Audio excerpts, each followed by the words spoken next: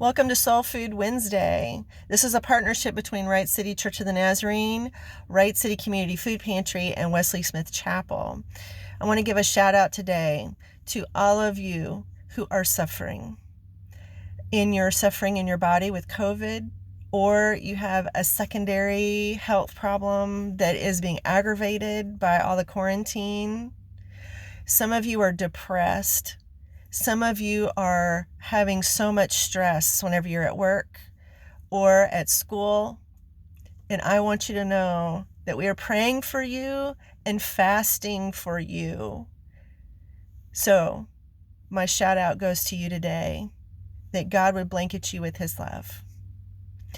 Our passage today is from 1 Chronicles 16.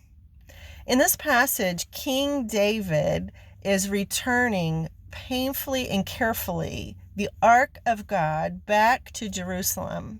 The Ark had been stolen during wartime, and as the enemy had the Ark, they were cursed in trying to get rid of this Ark, that it wasn't everything they thought it would be.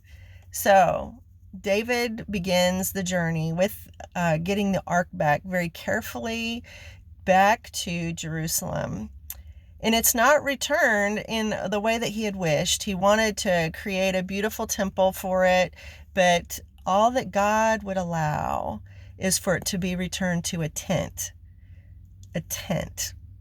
But the tent symbolizes that God cannot be nailed to the ground, that God will be with us wherever that we go. His presence is with us.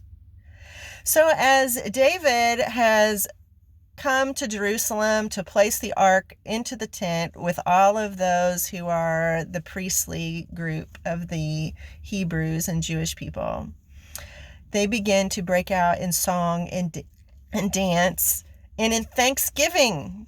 And as they do this, and what has given them strength in this whole painful journey of returning God's presence, seeing it to where it belongs, it has been the strong use of memory.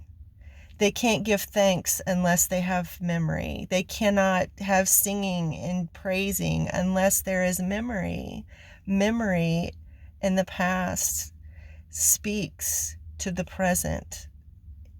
Our memory reminds us of what is possible for today and what is possible for the future. This psalm that David sings with all of the singers is called a song of thanksgiving, and it's 1 Chronicles 16 as you read through that. And when will our joy return during COVID? The only thing that I know to do is to remember.